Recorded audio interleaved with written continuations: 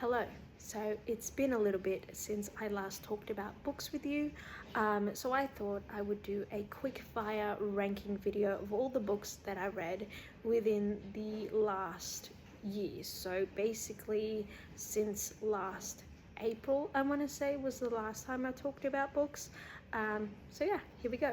I'm going to do this from worst to best. There are 27 books. Coming in at number 27, I've got The Treke by Hysterical. It is a Draco and Hermione fanfic. At number 26, I've got The Song of Achilles by Madeline Miller. 25, I've got Half His Age by Jeanette McCurdy. Number 24, I've got If Only by Melanie Murphy. Next up, I've got Merry Ever After by Tessa Bailey. This was a Christmas novella.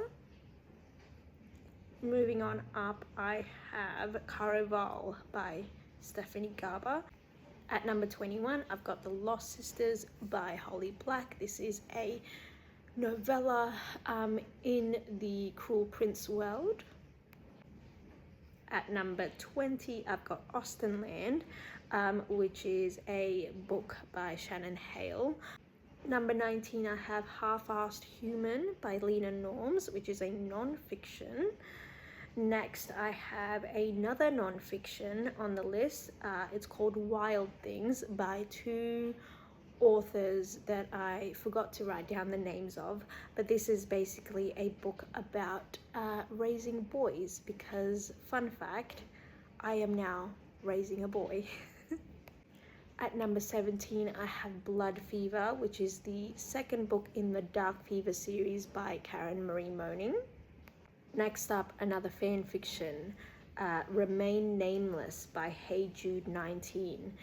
This, of course, is another Dramini fanfiction. I thought this one was pretty good. Moving on up to number 15, I have Little Darlings by Melanie Golding. This was a surprising read. It's a bit of a thriller, horror thriller, paranormal type thing. It's pretty good. Next, I have The Wicked King, which is the second book in the Cruel Prince series by Holly Black. And then moving on up, I have The Queen of Nothing, which is the third book in that series. And then at number 12, I have The Cruel Prince, which is the first book in that series by Holly Black. Number 11, I have Dark Fever by Karen Marie Moning. And then at number 10, I have Little Women by Louisa May Alcott. Next up, I have Sunrise on the Reaping by Suzanne Collins. This is the Haymitch book in the Hunger Games series.